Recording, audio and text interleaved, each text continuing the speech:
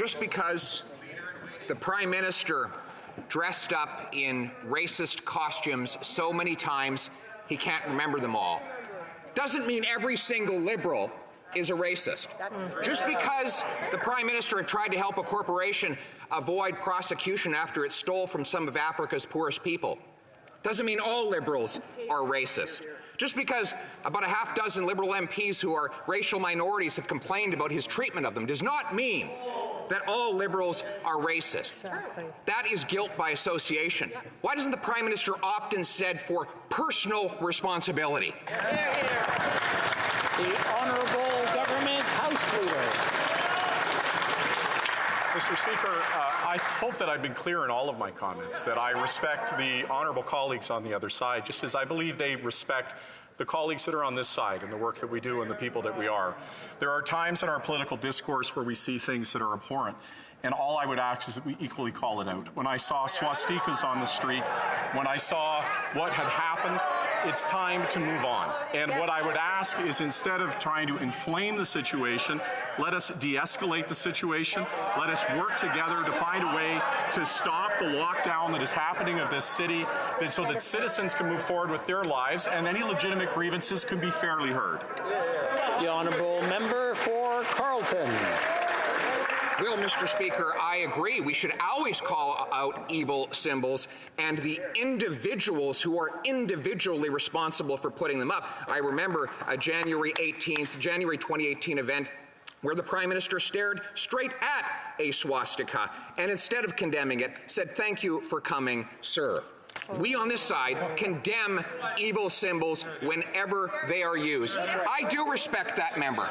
I just wish his government would respect the thousands of people who are fighting for their livelihoods right now, who are trying to do the best to get this country back on track.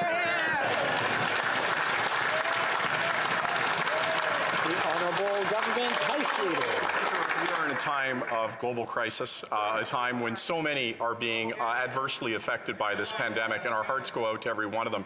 The way in which we have discourse for each other will define this moment for all of us. And to those that are peacefully protesting, I would ask that their point has been made. It's time to go home and do it a different way. That continuing to lock down this city and continuing to do what's happening, it is deeply disturbing for Canadians to see the way that this city and our symbols are being treated. And I would ask the Conservatives to also join with us to ask that they go home, and let's do this responsibly. Let's have responsible dialogue. I respect the member opposite. Let's do this the right way. The Honourable Member for Carleton.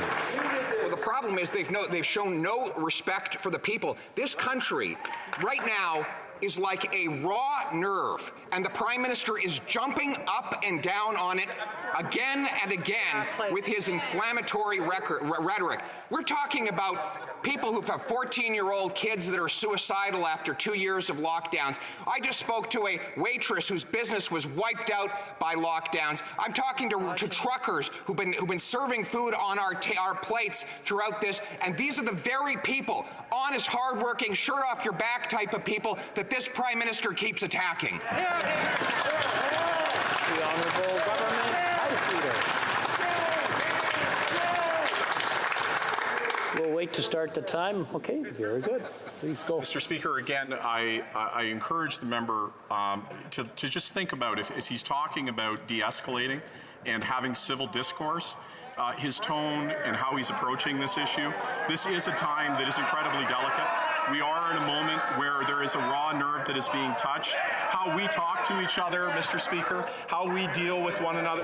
I'm going to interrupt the Honourable Government House Leader and just wait till everything calms down a moment, and then I'll let him start from the top, because I'm sorry, I didn't have a chance to hear it all, and I'm sure the Honourable Member from Carleton asked a question he wanted an answer to, and he wants to hear it, and we're just not hearing anything because of the noise. The Honourable Government House Leader, please proceed. I have an instinct, and that instinct is that Canadians expect us today, when they're seeing what's happened over this weekend, to watch the dialogue in this chamber be as respectful as possible, for us to dial down our rhetoric and our language, for us to engage in one another and find an off-ramp from the escalation that has occurred, because this is not healthy. In a healthy democracy, we have respectful debates that don't involve some of the things that we've seen. And all I'm asking for is for us to engage in a constructive way.